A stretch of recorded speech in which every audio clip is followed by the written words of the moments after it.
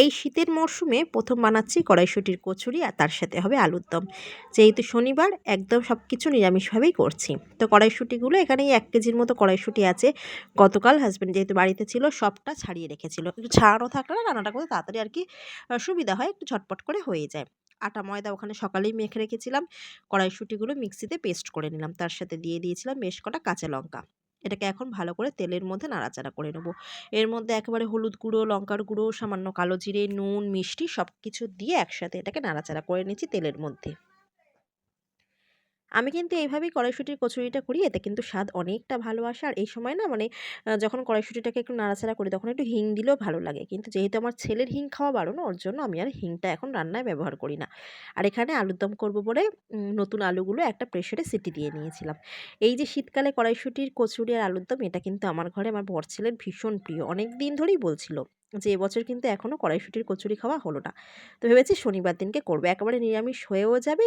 আর দুপুরে আর ভাত করব না, এটাই করব। আর যেহেতু মাঝখানে অনেকটা ঠান্ডা পড়েছিল গত সপ্তাহে আর কি, তো ওই ঠান্ডার মধ্যে আর মানে করার ইচ্ছাটাই ছিল না। মানে ভেবেছিলাম অনেকদিন, কিন্তু ইচ্ছাটা আর হয়ে উঠছিল না। তো যাই হোক, এদিকে তো দেখো আমার কড়াইশুঁটির যে পুরটা হয়ে গেল, একটু ময়দা অল্প একটু দিয়েছিলাম, ভালো মতো টেনে গেছে। ওটা একটু ঠান্ডা হোক, ময়দা তো মাখাই আছে সকালে, এখানে আগে আলুর দমটা করে নিলাম। একদম সাদামাটাভাবেই করছি। সাদা জিরে ফোড়ন দিয়েছি, আলুগুলো একটু নুন দিয়ে ভেজে নিলাম। আর এখানে হলুদ গুঁড়ো, লঙ্কার গুঁড়ো, জিরের গুঁড়ো মিক্সড করে রেখেছিলাম সেটা দিলাম, দিলাম টমেটো আর ওই অল্প কটা একটু কড়াইশুঁটি।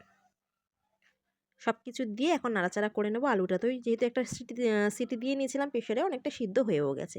একটু জল দিয়ে মানে একটুখানি যেই গ্রেভিটা আর কি রাখবো, জল দিয়ে একটু ঢাকা দিয়ে দেবো। মাঝপথে কিন্তু একটু সামান্য মিষ্টিও দিয়েছিলাম। ব্যাস এদিকে এটা হোক, ততক্ষণে কড়াইশুঁটিগুলো আমি আগে পুরটা ভরে নেব। আটা ময়দা আজকে ময়দাটা বেশি, আটাটা অল্পই আছে। তবে আমি আটা ময়দা নিয়ে করলে না মানে এই কচুরিগুলো কিন্তু খুব নরম হয়। অনেকে কিন্তু আবার যখন এই আটা ময়দাটা মাখে তার সাথেও কিন্তু এই পুর বানিয়ে নিয়ে একসাথে মেখে নেয়। তবে আমার মনে হয় সেটা করার চেয়ে কিন্তু মানে এরকম একটু পুর ভরে করলে মানে প্রত্যেকটাতে কিন্তু একদম সমানভাবে কিন্তু মুখে পুরটা পড়ে। আবার কেউ কেউ আটা ময়দার সাথে মেখে নেয়, সেটাও খারাপ লাগে না, খেয়ে দেখেছি। যার যেটা আর কি সুবিধা হয়। তো আমি আগা করে এভাবেই করে আসি। শুধু হাসব্যান্ডের মতোই এখন করছি, আমার আর ছেলেটা দুপুরবেলা খাওয়ার সময় গরম গরম করব। পুর ভরে রেডি করে রেখেছি, কিন্তু ভাজবো একদম গরম গরম। এগুলো কিন্তু ঠান্ডা হয়ে গেলে মোটেই ভালো লাগে না। তো হাসব্যান্ড এই 4-5টার মতো খাবে বললো, আর টিফিনে দিয়ে দেবো 4টে, সেই মতো ওরটাই শুধু করছি। পরিমাণ মতো তেল তো নিয়ে নিয়েছি। আর এই যে কচুরি মানে কড়াইশুঁটির কচুরি ভাজার তেলটা, সেই তেলে কিন্তু আমি দেখেছি আর কোনো কিচ্ছু রান্না করা যায় না। কারণ এই যে ভিতর থেকে একটু আধটু তো বেরিয়েই থাকে কড়াইশুঁটির যে পুরটা, ওতে কিন্তু তেলটা পুরো কালো হয়ে যায় আর একদম কিছু করা যায় না।